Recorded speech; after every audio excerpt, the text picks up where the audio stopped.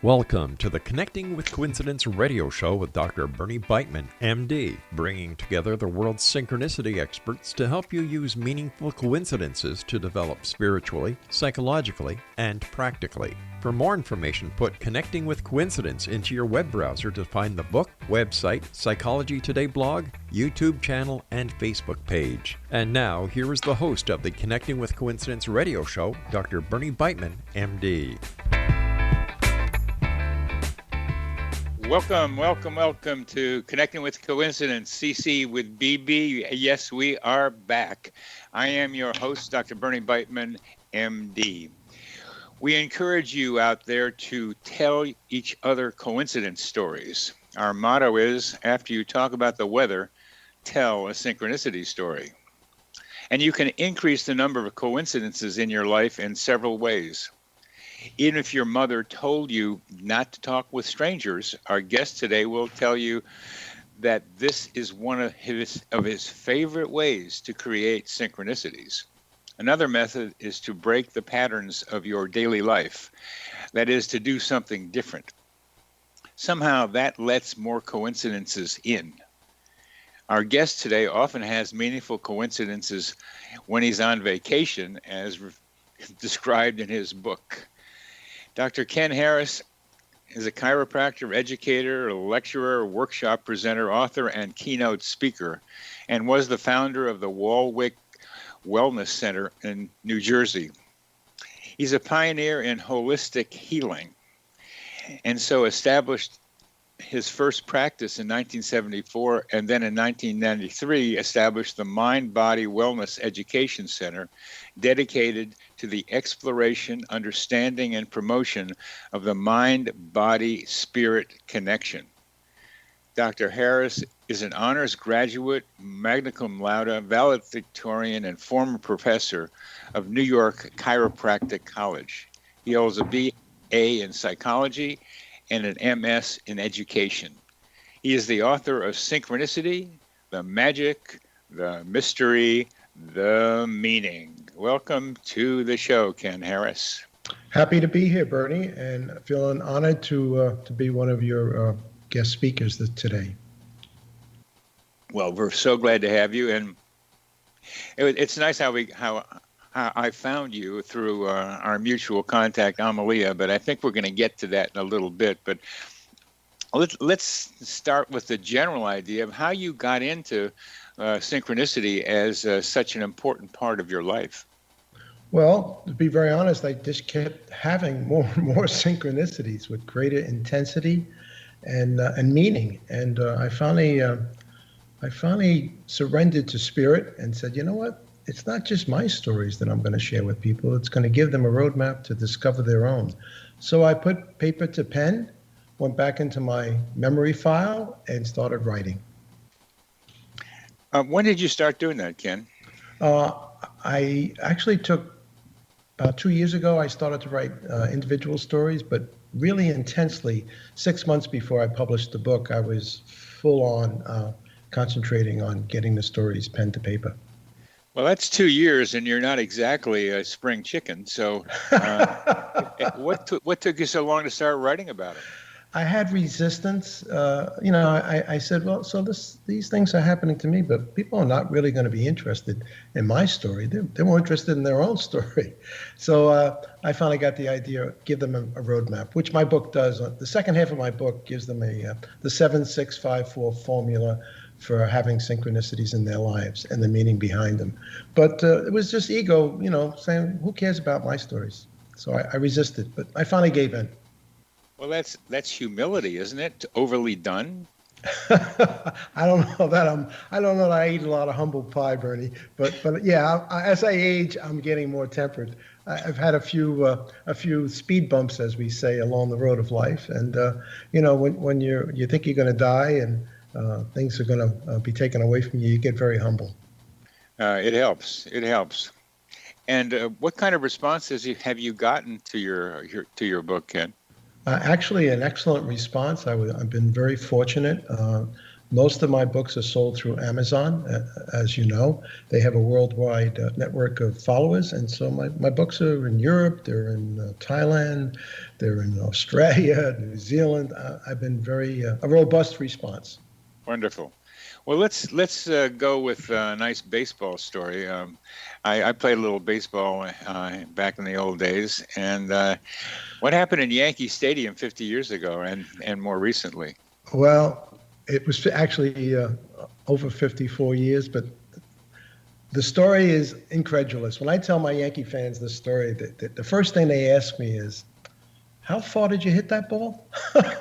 So here's the backstory. When I was 14 years old, we won the championship in the South Bronx. That's where I grew up.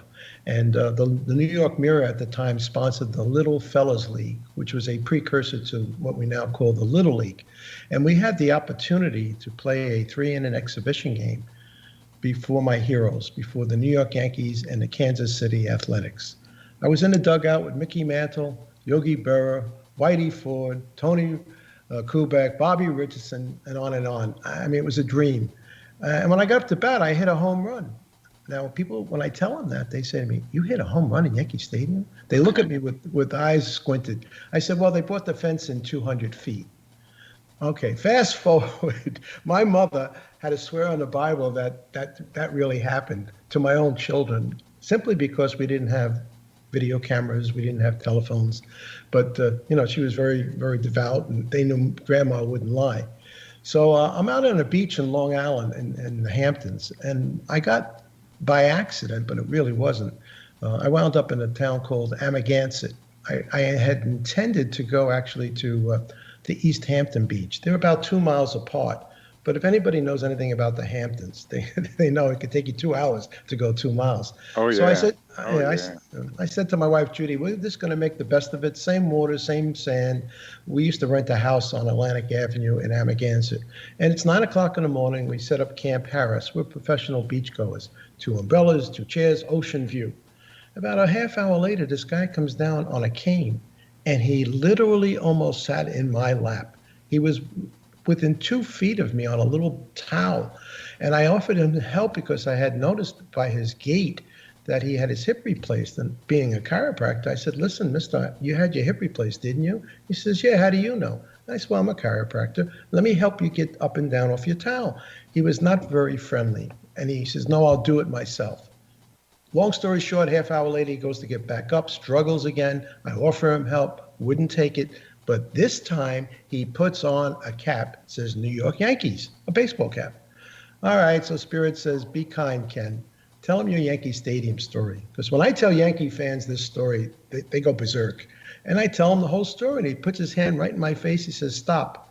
I says, oh, boy, maybe he's a Boston Red Sox guy, and he's just wearing a Yankee hat. He says, you're Kenny Harris. And I'm wearing a bathing suit at the time, and I'm looking down. I said, you know me? He says, I know that story. I said, how do you know that story? He says, well, I'm Richie. I was on your team. I hadn't seen him in 54 years at the time. We had a reunion with our coach, who was still alive, and 8 of the 9 guys were still present. So that's my 54-year later Yankee Stadium story. Well, that's a beautiful thing to come back together again, and part of one of the themes that I see in your stories is somebody comes around and sits someplace near you. It's a sitting down process that I often see with coincidences, where people sit down next to somebody and something happens. And you've had that happen quite often. I think statistically, very often. I invited, Bernie, my consciousness is wide open. My attitude is everyone I meet is a friend that is really my friend. I just haven't met them yet. And I ask very significant questions of people, and I listen to what they say, because I believe the universe is speaking to each other through other people all the time. We're always having an unconscious, hopefully conscious conversation. Would you say that again? Because I think it's worth repeating. I believe the universe is speaking through us and to us all the time, and it brings the unconscious to consciousness if you ask the right questions and you listen to the answers. Sometimes you're going to get advice on what to do, and sometimes you're going to get advice on what not to do next. So be very careful when people speak back to you and listen. As I understand it, when you talk about the universe, you've mentioned spirit, and we might get to those terms one of these as we go on with this. That people have messages to you, so that one time I was in the forest where I like to go, and some people came by and seemed like they would be interested in talking. And I was stirring around with a problem I had. And rather than telling them something about what was going on with me, they seemed to be open to being communicative out there in the forest. It's a beautiful day. I just went on, and I wondered about just what you are saying. Maybe I should have stopped and talked with them, because they might have had some nice answers for me that would have been helpful. I believe that we meet people for very specific reasons. There's no randomness in my understanding of life. Life is intelligent, life can be trusted, and life will put you in the right place at the right time with the right people if you're open. Oh, it's a wonderful way of thinking. And one of the terms you use is getting in contact with spirit. And the way you say spirit reminds me an awful lot of the way Wayne Dwyer talked about spirits. Tell us about your relationship with him. Well, I met Wayne and Deepak Chopra, both of them on the same day, twice, 17 years apart, walking along the beach. So I believe that was a graced, divine gift given to me. I had read all their books. They were two of my mentors, and I think I was just given that gift to reconnect with them. My relationship with Wayne was very intimate. I took care of him chiropractically and energetically. We touched each other's souls. I think he was my soul brother, if there is such a thing. There was no accident that I met him. It's wonderful to think about soul brothers rather than more the kind of heterosexual things that people talk about. But why don't you tell our audience who might not know who Wayne Dyer is? Well, he was a psychologist by training. He had written over 40 books on self-help. He started out with Your Erroneous Zones, which was more mental, psychological. And through his evolution as a writer, he became very spiritual at the end of his life. He embraced the teachings of some of the teachings of the great masters down through the ages of all religions. And he was a generous, open-hearted man. I don't know that the audience knows this, but he actually, upon his death, gave $250 million to public broadcasting. He also said to me, he says, you know, Kenny, I ain't never seen a U-Hauler behind a hearse. You're not going to take anything with you. Don't die with your music unplayed. That was his message. If you got a song to sing, sing it while you're still here. I love that image. I've never seen a U-Haul behind a hearse. That's a good one. That's a good one. Well, you met him in kind of well, we only have about a minute or so left, but I think talking about Wayne is a good thing. I've seen him on PBS when he was trying to help the TV stations get some income from donations. Very caring guy. I think he had 8 children, if I recall. He did, and I had the opportunity of also treating three of his 8 children. What else can you tell us about him before we get to the end of this segment?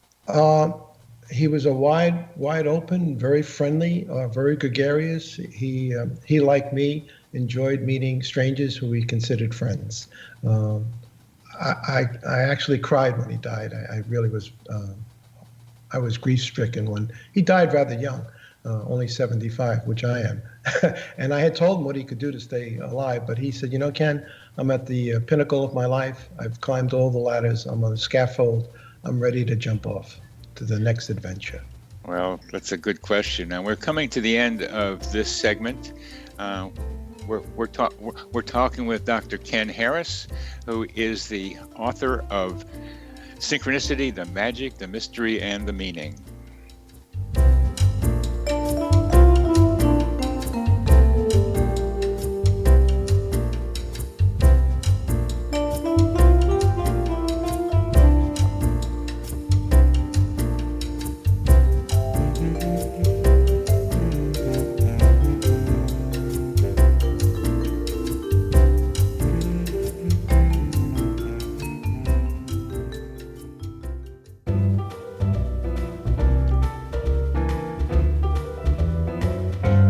Welcome back to CC with BB. I am your host, Dr. Bernie Beitman, MD, and we are talking with Dr. Ken Harris about synchronicity and how he got into it and the many stories of his life that illustrate some of the basic ideas of synchronicity. And some of the stories you tell in your book are pretty amazing. The one that's called The Stepping Stones to Friendship. Could you tell us about that sequence, please? Sure. I was in Hawaii with my wife, actually visiting with Wayne, and that tragedy in Newtown took place where all those children were killed back in the day, a couple of years back. And I was very moved by what had happened because I had grandchildren the same age. But I was watching TV, and all of a sudden I saw this ad come across my screen, my phone actually. And it was for the movie called Love Bomb, Love, bomb, B-O-M-B. Now, you never see the words love and bomb usually in the same sentence. Love is creative, inclusive, bomb is explosive and divisive. Anyway, it was a story about 3 young chiropractors who traveled to Peru, and they offered a mission trip, and they adjusted literally thousands of children all over the country of Peru. So I became an associate. I got so moved, I went in my pocket because my heart got opened, and I contributed a significant amount of money to support this project called Love Bomb, which is a movie. As a result of that, the young man and the woman fell in love. There were 2 of the 3 people, and I got invited to the wedding in California. So I traveled out to California, attended a wedding, and I met this man named Dr. Jay Comerick, who was a fellow chiropractor. Now, I had never met Jay before, but I had an instantaneous inner knowing that he and I at some point down the road might do something together, a combined legacy of friendship. And lo and behold, we spent some time, we took a picture. I hadn't seen him for another year and a half. I'm at a seminar, and I didn't even know he was going to be there, and he's getting an award on stage for Chiropractor of the Year. By the way, he created a movie called Love Adjusted, and it's animal chiropractic, primarily horses. He's traveled the world, adjusted all these abused and race horses, and he's just an incredible human being. So as a result of that friendship and those serendipities, meeting him at the wedding and then meeting him again at the seminar, we developed the sage wisdom of the Chiropractic Elder Council. And we are now going around mentoring the young chiropractors in our profession. There were 5 of us originally, all 40 or more years in practice, and we felt we wanted to give back something to our profession. So we do this free, it's gratis. We go around and we give lectures and seminars to the younger chiropractors coming up. Wonderful, very wonderful. For our audience, you met him at the wedding, and you told us how the wedding happened and how you got to the wedding. But what was it at the wedding that brought the 2 of you together? Well, he was the father of the groom, and so he had played a role in the officiating and the ceremony at the wedding. And I went up to him right afterwards. I just felt a strong. That's what I'm asking about, right there. Yeah, a strong attraction. I felt an attraction to this man. Tell us about that. Well, I said, this is someone I'd like to get to know better. I could, I'm an energetic healer, Bernie, and so I can read the field. You might call it the aura or the energy field. And he had really clean, clear energy, and I felt an attraction to that. So I engaged him in conversation. One of the emerging ideas now is the energy around a person and as well as energy between 2 people. And I first started noticing that as a psychotherapist, just talking with people, that I noticed that there was energy between me and my patient. And I wanted to get some kind of physicist to invent a machine that could measure that energy between us because I knew it was there. And I've looked around for years to see if that was possible. There's photography that might show energy between people. And I've seen some pictures that could show that, but it hasn't happened. But more and more younger people are getting into recognizing the energy. And I recognize energy from dance. I've gone to dance for several years now. It stopped because of COVID, but it's there. I could feel it, and most of the people at dance could feel it if they had been there for a while. I sent a post to Psychology Today. I have a blog with them saying that if now with COVID we can't touch each other, this was at the beginning, we could do energy hugs. They hated that, and they put me on the don't fly list, which means they have to like review every one of my posts, even though there's like 800,000 views of them by now. They still have to track me because I did this heretical thing of saying that there were coincidences between people that were reflecting energy between them. How do we help this? How do we help other people recognize, and science, like Psychology Today, trying to be the truly good scientists, how do we help break through that barrier, Ken? Well, there's two things. Number one, are you familiar with the Heart Math Institute? Oh, yeah. Okay.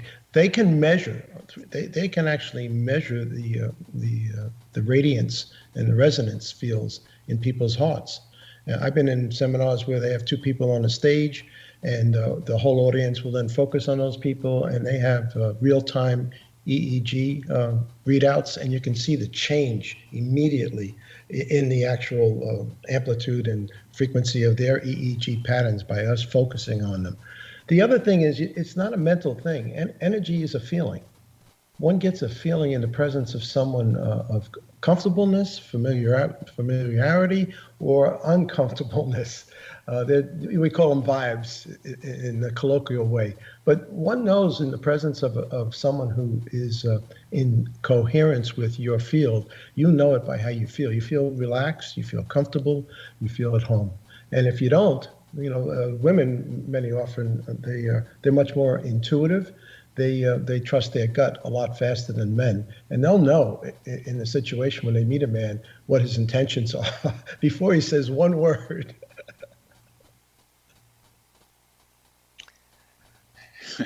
And you think that's picked up from the vibes? Well, I think there's everything is energy and frequency. I like Tesla was a smart guy back in the day, and he said it's all about energy. Energy forms matter. Matter is related to energy and form. I'm sure you're familiar with cymatics. You familiar with the word? No, cymatics is all right. Well, cymatics is a photographic representation of when you put sound waves through various forms, through sand, through water. You can create very specific forms by modulating very specific frequencies, and it's repetitive. So Conrad Maltz, I think his name was. He was a scientist. It's called the science of cymatics, CYMATICS. You can Google it. It's a visual representation of energy and matter frequency. And quantum physics tells us something similar.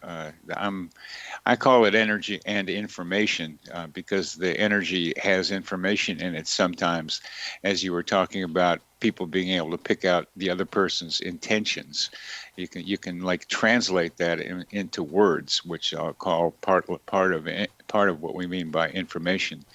It's here. We know it. You deal with it. And so what we just talked about with the wedding, where you could see his aura and you could see it was clean and clear, and that you could feel attracted to it, and that you could sense something like a soul brother with him. Those are the kinds of things that I'd want to alert our audience to, that they could be able to know that they can do what you are doing, that you're a model for what future human beings and future human beings might do, not only with each other, but with animals and with plants.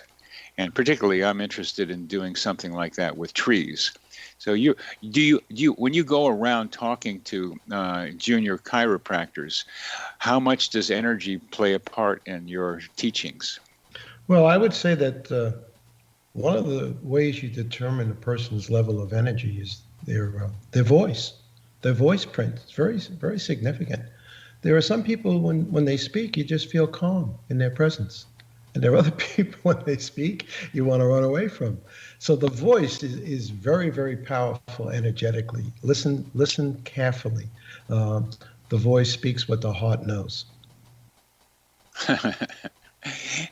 And I kind of intuitively have been doing that. I get phone calls for patients looking for me to be their psychiatrist, and I make a judgment on what it sounds like.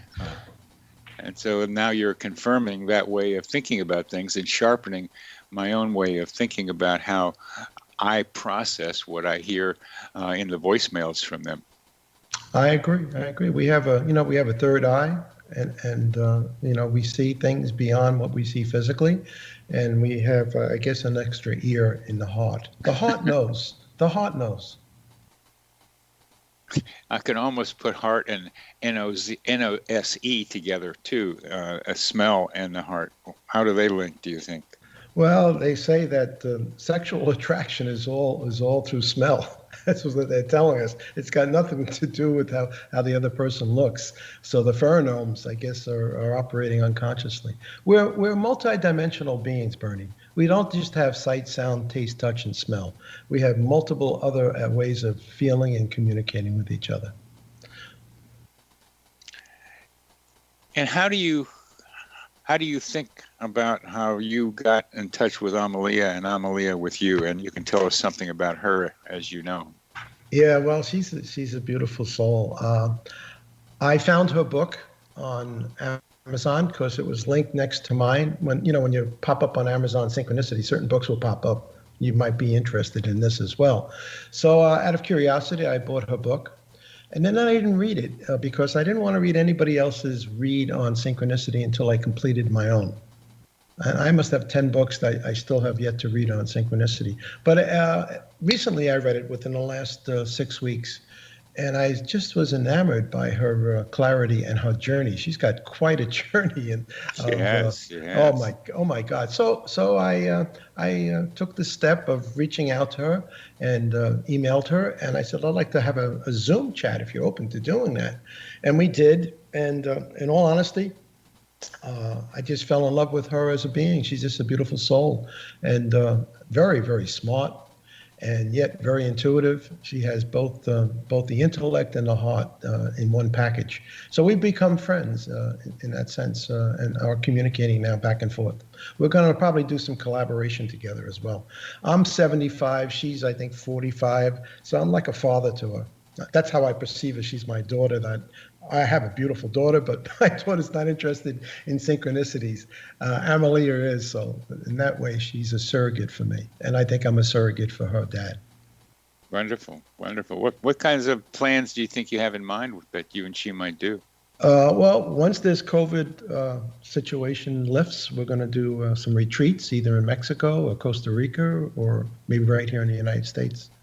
I'm itching to get back tete-a-tete, face-to-face with people. I've been doing everything through Zoom, but it just doesn't do it for me. I want to be in the presence of other live beings. And that's because of the energy, baby. That's the energy. It's so nice to bathe each other in coherent, positive energy with other people. I know that, and I miss it too. And I see patients on my porch when the weather is nice. And it has been nice the last couple of days. And it's such a relief to be able to see and feel that person's presence instead of doing it over Zoom, which does take a lot out. But I'm getting to be able to pick up energy through Zoom now. It's possible, and it's distorted compared to regular reality. But because I'm sensitive and want it, I was able to make a connection with somebody I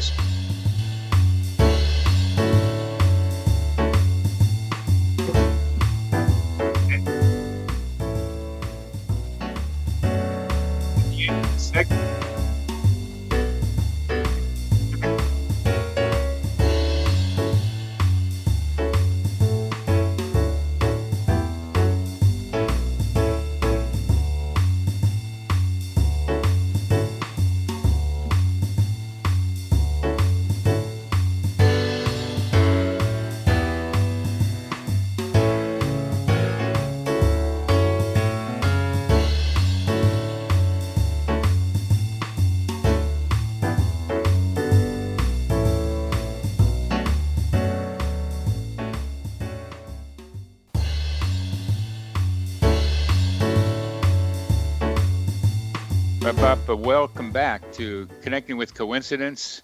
I'm your host, Dr. Bernie Beitman, MD, and we are talking with Dr. Ken Harris, author of Synchronicity, The Magic, the Mystery, and the Meaning. Ken, one of the ideas you have, I'm pretty sure, is that coincidences or synchronicities are useful, valuable, and people should be paying attention to them. Why is that? What's the value of a person paying attention to synchronicities? Well, since I believe the universe is intelligent and coherent, people do not cross our path by accident or by randomness. In many cases, they're attracted or sent to us for some very specific information. So it behooves you to listen with an openness of heart and mind to what people want to share with you. I see everyone as a student and teacher to me in some way. There's always, as you say, an exchange of energy and information. So the universe is putting people in your path for very specific reasons. As I said earlier, sometimes what to do next, and sometimes what not to do next. Oh yeah. And you have a nice story that illustrates a basic coincidence process of oh darn, the flight got canceled. Oh, what am I going to do? And what you were looking for did happen. That is contact with Ram Dass. Oh, that was a wow moment for me. I was never a student or a seeker of guruism. That's never been my path. But I did read his book many years prior, Be Here Now. I grew up in the same time period you did with Ram Dass and what's his name, Timothy Leary and so on. So I knew of him. And I have a friend in New Jersey who said, you're going to go to Hawaii. You might want to have an audience with him if you could. He's a pretty interesting man. So I had this desire and intention to connect with him. But I called 3 times. I got the private number that my other friend gave to me because he was a very close confidant of Ram Dass. And no one answered. I never got a response. And we were preparing to return to the United States, and I got a call from the airline saying, unfortunately, the flight had been delayed and canceled, and we would have to reschedule. And as I attempted to reschedule, I got a next phone call. It was from Ram Dass's secretary saying, would you be available to come tomorrow morning to have this audience with him between which he very rarely ever saw anybody between seminars. He lived in Maui for the last 20 years of his life. He had been stroked and wasn't able to travel. So of course I said, absolutely, I'll be there. Just tell me the address and I'll show up. So when I drove out to Maui, or to the other side of Maui, it's like a 2-hour drive from where I was anxious to meet him. And as I walked into the room, you talk about energy, there was such a presence and calmness in his home and around him that I had never felt before. In all honesty, I think for the first time in my life, Bernie, I experienced unconditional love. Now, I had parents who loved me, but there were a lot of conditions. When I met with Ram Dass, I felt like I was being bathed in unconditional love. And we had a beautiful, about maybe 2 hours of tete-a-tete, face-to-face time with each other. And I didn't even realize it at the time why I was going there. But as I sat down and looked in his eyes, we actually were able to telepathically speak to each other. He had aphasia from the stroke, so he could speak and then stop and speak and then stop. But when he stopped, he just looked at me and I knew what the rest of the sentences were.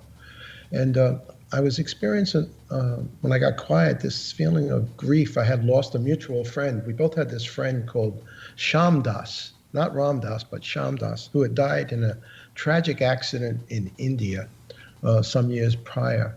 And I didn't realize how much grief I was still carrying around it. And I asked him, Ram, have you had any communication from Sham? And he looked at me and he put his hand to his forehead beautifully and he says, Ken. And he tapped his third eye and he motioned that Sham is now with Krishna, meaning Christ, God, whatever the source of all beingness. And now what next happened was, for your listeners, it's going to sound a little woo-woo, but we actually had an apparition of Sham come in the room. And I could see him smiling at me saying, Ken, I'm fine. Go on to life. Don't be sad. So that was my experience meeting Ram Dass because my plane was canceled. And that's a general principle that I like to emphasize that you want to look for the positive when what you think you want and need doesn't happen, and then you start looking for something else that might be there. Be open to the possibility that there's a good reason for you not having had what you think you need or want. I believe there's always a good reason. In the moment, you may not realize it, but in retrospect, you say, "Oh, that had to happen, so this could happen, so I could meet this person," et cetera, et cetera. Well, you and I are meeting now. What do you think about our meeting? Well, it's funny. I had been aware of your work because a friend of mine who's a massage therapist who worked in my wellness center, he said, "Hey, Ken, is this psychiatrist guy named Bernie Brightman, who's really into the synchronicity stuff." So I bought your book, Conscious Connection, which is excellent, by the way, if anyone's listening. And then I put it aside. Again, I didn't want to imitate or mimic anybody else's work. I didn't read it right away until after I read my book. But when I met Amalia, she says to me, Dr. Brightman has a group of synchronicity teachers. Maybe I'll ask him if he'll do an interview with you. So I got excited. I said, "Oh, so that's why my friend told me about Dr. Brightman." I mean, here I am now having this conversation, and I hope, ongoing, I have an opportunity to do some collaborative work with you. Well, you've got a big heart. I can tell that already. And you're very much a coincidence ambassador, as we call the people in the group. And when you talk about synchronicity as being valuable to people or imply it, I think you're suggesting that maybe they should pay attention to coincidences, synchronicity. And the reason I use the word coincidence is because synchronicity and serendipity are both forms of coincidence. And people who talk about synchronicity tend to ignore the increasing volume of information about serendipity. And serendipity researchers tend to ignore synchronicity. And I have, as I tend to do, I have my foot in both worlds, because serendipity researchers are researchers for the most part. They're academics. And synchronicity people tend to be non-academics. And there are some people in between, and I am one of those that is in between. So coincidences cover both of them, and I'm going to be talking with a serendipity person. When is a coincidence not a serendipity, and when is a serendipity not a coincidence? Because it becomes one of those nice academic discussions. But for the most part, each of them are situation in which mental activity of the thoughts, usually images, match something in the environment. And synchronicity and serendipity share that generally in common. So that's why I use the word coincidence to cover both of them, and things that probably don't come under each of them. But you use the word synchronicity a lot, and you imply that it's the universe talking to people and the way that you experience it. But I think more people need more detail than what you've experienced, than what you're describing here about what the value of coincidence, synchronicity is to them. Well, I think synchronicity is, as you know, being a student of Carl Jung. I read that you started studying him at age 9 or 12 or something. Synchronicity has meaning behind it. Coincidence doesn't necessarily have to be meaningful. It doesn't have to be a connector in one way. And the word serendipity to me is different from synchronicity entirely. Serendipity is you lost your glasses, you go looking for them, you find your keys that you also lost, but you weren't intending to find them. Synchronicity, I think, is much more deliberate. I think there's much more of a connection, a meaning, and a purpose. I would define synchronicity, personally, as the unconscious flow of love. That's how I would describe it. That the universe, which is created and held together through this thing called love, is giving you an opportunity to be reminded. What do you do with Mark David Chapman standing outside of the Dakota building in New York City, thinking about a lot of coincidences involving the Beatles and other people, and I won't go through the whole list of them, but his idea was standing out of in front of the Dakota is to assassinate John Lennon. And to cap off his series of coincidences, he saw Mia Farrow walking into the building, and Mia Farrow was in a movie that took place in that building, The Exorcist, and that was the trigger. That coincidence between Mia Farrow walking in and his reflection on John Lennon in the movie made him decide, I'm going to kill John Lennon now. Well, I don't know we're ever going to know what made him decide to do that. There's a lot of speculation. Maybe they had a sacred agreement, John Lennon and him, because as a result of that death, a great flow of love came into the world. Hundreds of thousands of people were affected by that event. And, we can say, oh, it's a terrible thing, he killed him. But in retrospect, maybe it wasn't. I think you need to talk about that a little bit more. Well, I believe that nothing happens by accident. I don't believe in randomness, Bernie. Randomness is a mathematical model of life, and I don't think life was created by mad. So what you're saying is that it was all right for Mark David Chapman to kill John Lennon because there was a lot of love that came out afterwards. Well, one could, in retrospect, see that as a positive silver lining to a so-called tragedy. Who are we to judge what's right and wrong? That's the other thing. That's all egoically filtered. You may judge something as wonderful, and I may see the same thing and say, no, it's terrible. We really don't know.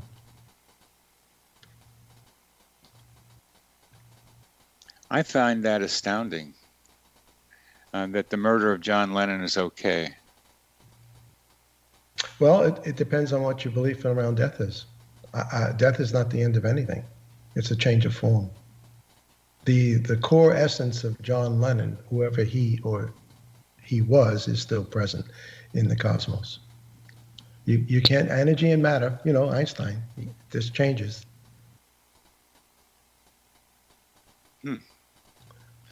Well, Imagine is something that I keep doing.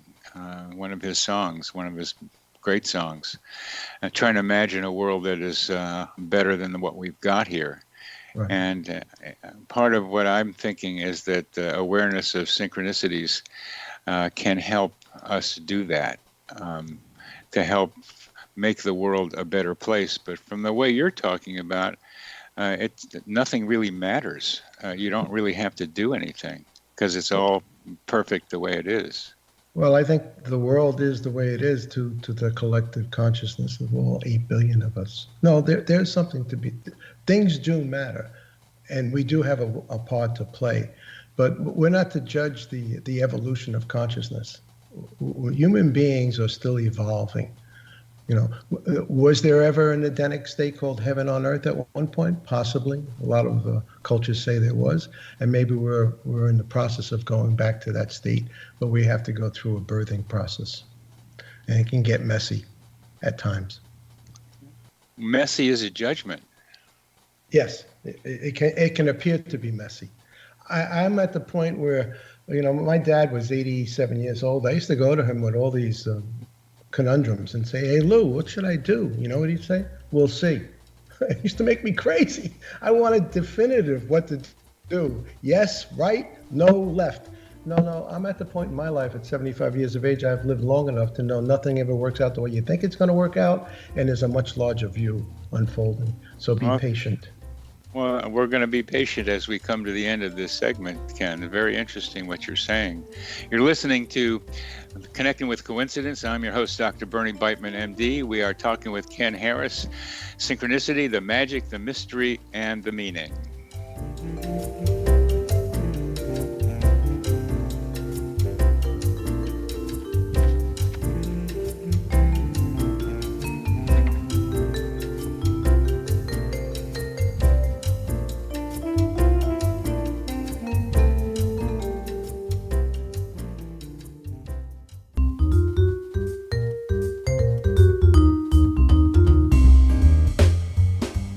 Welcome back to CC with BB. I am your host, Dr. Bernie Beitman, MD. We're talking with Ken Harris and getting into some really good stuff.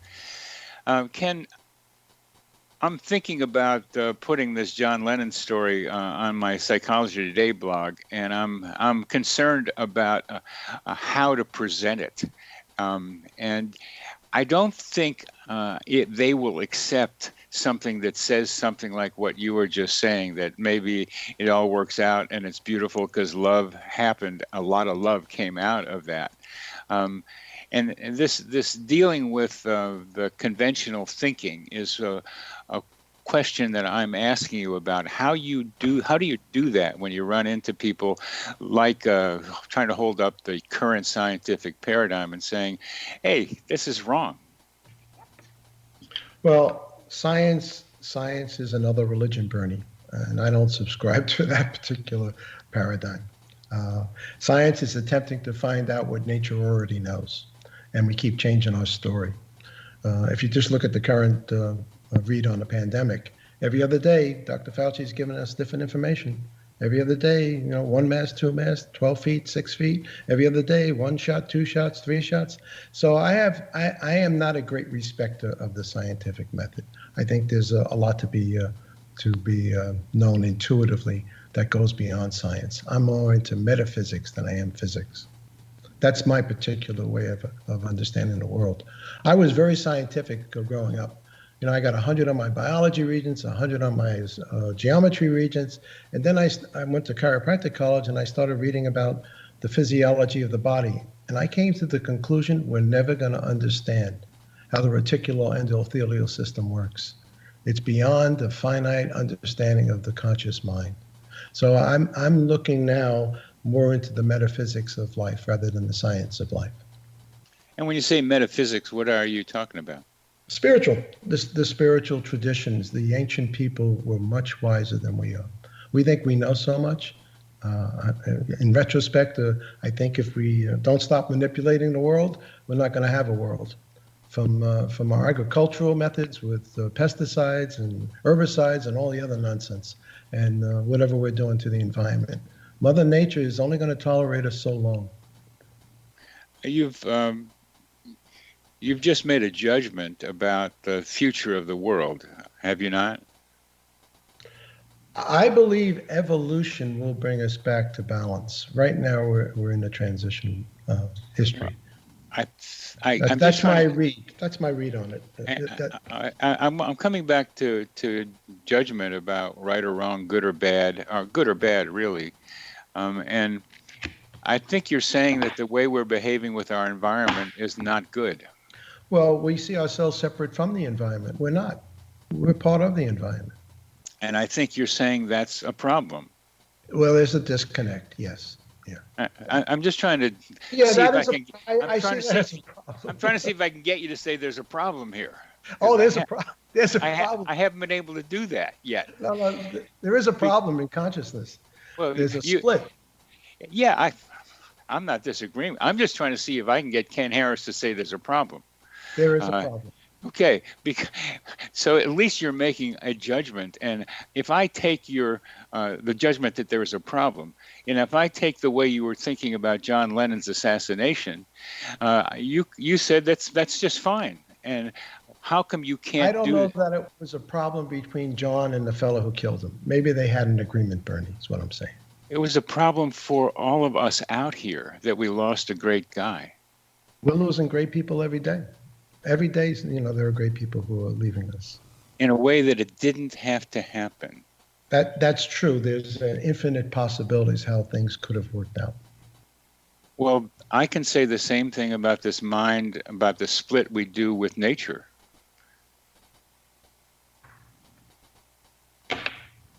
I don't see any problem with that. You can say it, sure. But that contradicts what you were saying earlier, that there was a problem. There is a problem. Well, they say problems are like babies. They only grow when you nurse them. It depends on your perception, what filters you're wearing at the time. I think I get the idea of how you're thinking, Ken, and I really appreciate knowing it. I don't think that way, as you can tell, because I think there is a problem in the mind, in the split we're doing with nature, with our environment. There's a big problem.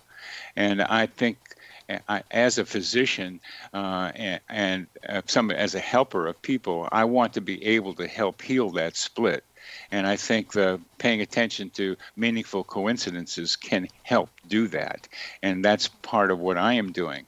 But you're almost saying that I don't have to do that, that things are okay.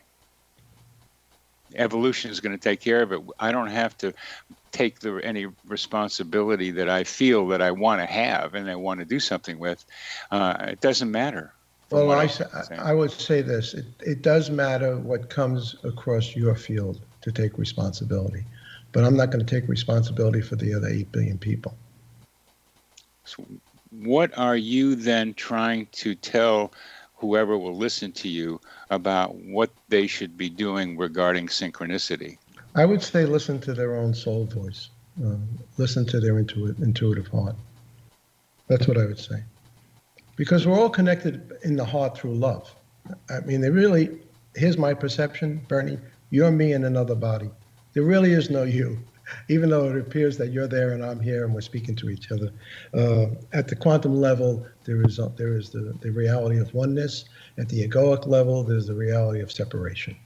The only way you can bridge that is through love. Love is the force or the field that holds the entire cosmos in constellation. It holds the moon to the earth and the earth to the sun. And it's the core energy, it's a core frequency. So my mission is to remind people that love is why we came and love is why we're here. How do you define love? What are you talking about? I don't have words to define it, but you know what it is, and I know what it is because we've all experienced it. It's an experience. How do you define chocolate? You ask me, Ken, what does chocolate taste like? I'll say, here, have a piece. I can't tell you. But you know what love is. You've experienced it in your life. Does that mean that you then are trying to help people get to places where they can experience more love? Well, what I'm trying to do as an energetic healer is to reconnect people to their own souls. Once they reconnect to their own soul, love is what created them. They'll have the experience of themselves, not of me. So my consciousness, you're asking me, what's my mission? Yes. To awaken people from the illusion of separation back to the reality of oneness. I'll say it again. To awaken people from the illusion of separation back to the reality of oneness. I am is love. I am is God, if you will. I am that I am was the word given to us down through the ages. So that's my mission, to reawaken the memory. People are walking around, I would say, hypnotized to the unreal. They're sleepwalking. Many know not that they know not, but there are many people who are seeking to awaken. And I like to think of myself as a reminder, and I think synchronicity helps to remind us of the connection of all life. Yeah, I think synchronicity does help. And what I'm trying to understand is that coincidences are synchronicities. Oh, are you saying that synchronicities are only positive? No, not at all. No, there can be synchronicities where you're told what not to do next. No, I mean that they end up with negative consequences. Well, that's each and every person has to figure it out for him or herself, whether it was a positive or negative experience of meeting that person or having that experience. Well, I can say that. Yeah, with several different people. Yeah. And it was negative, and there were coincidences or synchronicities involved in the meeting. And maybe there was lessons to be learned. Definitely. Yeah. What do they say? Everybody's a lesson or a blessing. Yeah, that's a good line. I didn't make it up. It's someone else said it. But everyone you meet is a lesson or a blessing. Pay attention. Well, I would like to read this one thing if I could. Please do. Encapsulates. Well, there's actually two things. So Lynn McTaggart, do you know who she is? She wrote the book called The Field. No, I don't know her. Yeah, she's a research scientist, social scientist. She says a small band of scientists dotted around the globe realized the very underpinning of our universe was a heaving sea of energy, one vast quantum field. If this were true, everything would be connected to everything else like some invisible web. Most fundamentally, they have provided evidence that all of us connect with each other in the world as the very undercoat of our very being. Through scientific experiments, they demonstrated that there may be such a thing as a life force flowing through the universe, which has variously been called the collective consciousness. My experience says yes to this, working with people. I have had the experience of doing energetic healing with people where we became one field. I didn't know where I ended and they began, and vice versa. So I've actually tasted the chocolate. I've actually had the experience of oneness, and that's a beautiful thing. And unless you've had it, I can't explain it to you. You have to have had the experience to know what it is. And basically, it's love. Love is the core frequency that unifies and lifts people's perception above separation. When our hearts, minds, and emotions are in alignment and not in conflict with each other, this makes it easier to sense our intuitive heart's direction for effective choices and guidance. That would be my final gift I want to give to the listeners, those two understandings that we came from and we could return to love. That's the only reason we're here. All right. The oneness I embrace, and the feeling of connectedness that comes from being able to experience that with someone is one of the most wonderful experiences in the world, and I go with that. But as we come to the end now, you have at the end of your book 4 practices that might be able to help people increase their synchronicities. Could you please tell us about those? Sure. Well, number 1 is pay attention. Synchronicities happen to people who are mindful and notice things. When you go about your daily activities, keep your senses open to coincidental opportunities. 2, talk to strangers. 3, seek meaning. Whether you see a string of numbers on a license plate or hear a song on the radio, ask yourself if you can make some meaning out of that experience. And number 4, Bernie, and you know this, write it down. Keep a log of your synchronicities that occur in your daily life. The more you notice them, the more likely you're going to have them happen to you. So those are the 4 simple things one can do to keep abreast and aware of the fact that we're all connected. Everyone you meet is some connection to you in some way. Yeah. In writing this book, you wrote about yourself to yourself. What did you learn about yourself from doing this? Well, I learned that my life has meaning, and that I'm here, to help other people in a bigger way than I ever knew before. As a result of writing this book now, the message is going out worldwide, whereas when I was in private practice, I had a very active, very robust family practice. I used to say cradle to grave, womb to tomb, and I affected thousands of people. But I think the potential with this book and getting in a public platform, I'm going to affect hundreds of thousands or millions of people with the message. So the book is giving me an opportunity to have a bigger platform. Well, that's wonderful, and your platform is going to be love. Partly a disciple of Wayne Dyer, or connection with him, and Baba Ram Das. It's so cool that you were able to make those connections, and many, many other people that you've had connection with and exchanged loving feelings with. And now you have the desire, opportunity, and capacity of trying to touch other people with the love that you have been touched with. And I think it's a wonderful thing for you to be doing. And I thank you very much for joining me on this show. Well, I thank you for the opportunity, and I suspect that, Bernie, you and I are in the same tribe. Definitely. And that's why we met. You've been listening to XZBN Connecting with Coincidence. We've been talking with Dr. Ken Harris.